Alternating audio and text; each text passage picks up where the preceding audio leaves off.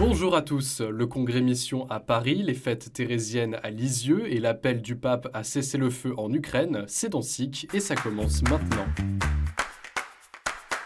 Nommé par le pape en juillet, Monseigneur Christian Delarbre a été installé dimanche comme archevêque d'Aix et Arles à la cathédrale Saint-Sauveur d'Aix-en-Provence. La messe était présidée par le cardinal Jean-Marc Aveline, archevêque de Marseille. Tu es archevêque pour tous les habitants de ce diocèse, pas seulement les catholiques. Ne te laisse donc pas enfermer dans les soucis internes à l'Église, mais écoute avec attention les aspirations de notre société, notamment la clameur des plus pauvres. Et samedi, Monseigneur Bertrand Lacombe a été nommé administrateur apostolique du diocèse de Montauban. Il assurera la transition à la suite de la démission pour raison d'âge de Monseigneur Bertrand Ginoux, tout en continuant sa mission d'archevêque d'Auch. L'administrateur, c'est quelqu'un qui est là pour accompagner les affaires courantes. C'est pas quelqu'un qui va lancer des projets, qui va lancer des initiatives. Mais par contre, c'est une manière de se préparer à ce qui va venir, une manière de se préparer à la nomination d'un nouvel évêque. Monseigneur Samer Nassif a été élevé à la dignité de corps-évêque par le patriarche d'Antioche et de tout l'Orient, le cardinal Béchara Raï. Son ordination a été célébrée ce samedi 1er octobre en l'église Saint-Honoré d'Eylau à Paris par Monseigneur Maroun Alamar, archevêque maronite de Saïda au Liban. Un titre qui manifeste la reconnaissance de l'église maronite pour le travail accompli depuis des années pour faire connaître la situation du Liban et des chrétiens persécutés en Orient. Depuis 2003, Monseigneur Nassif est prédicateur auprès de l'aide à l'Église en détresse et témoigne dans des paroisses et des écoles. Ordonné en 1993 pour le diocèse de Saïda au Liban, Monseigneur Nassif y a été curé de paroisse jusqu'en 1999, avant de poursuivre sa mission en France auprès de plusieurs paroisses maronites, puis des apprentis d'Auteuil.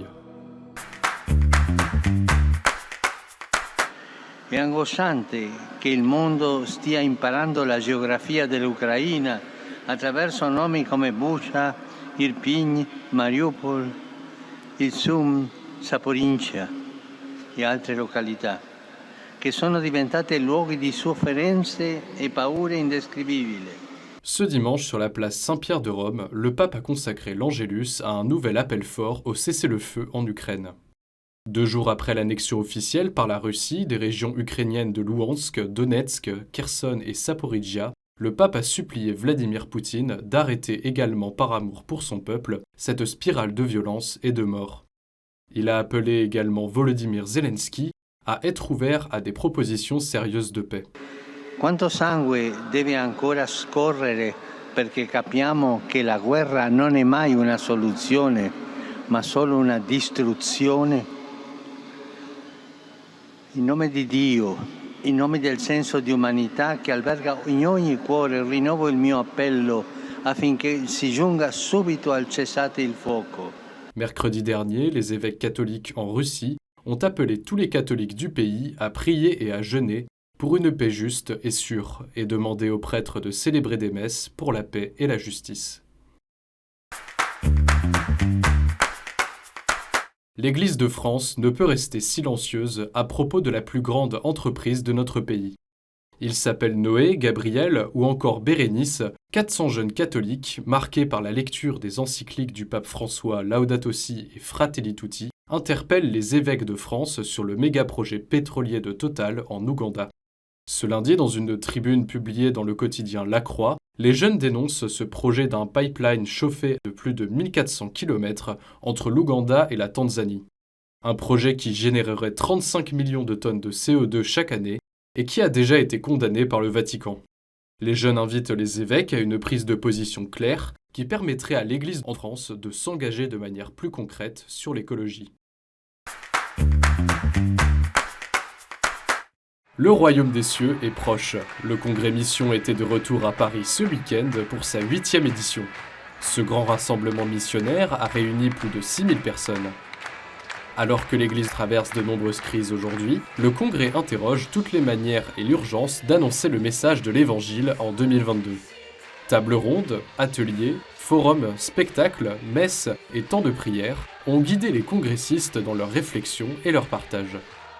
Un événement tout particulier a marqué cette édition, le banquet évangélique. Samedi soir, sur la place Saint-Sulpice, les congressistes ont invité des personnes en situation de précarité ou de handicap, mais aussi des non-croyants, pour vivre une expérience missionnaire de fraternité autour d'un dîner. L'édition 2023 se déploiera à nouveau en région, dans une dizaine de villes. Le sanctuaire de Lisieux a publié sur ses réseaux les vidéos des fêtes thérésiennes qui se sont déroulées jusqu'à dimanche à Lisieux. Près de 28 000 personnes ont participé cette année aux 10 jours de célébration autour de la fête de la Petite Thérèse. Monseigneur Marie Fabien, président de la Conférence épiscopale de Madagascar, a présidé les festivités. En plus des processions, des reliques exposées aux fidèles durant l'après-midi et des nombreuses conférences, une veillée en lumière s'est déroulée en vêtements d'époque mercredi soir au Buissonnet, la maison d'enfance de Thérèse, afin de méditer sur des textes de la Sainte.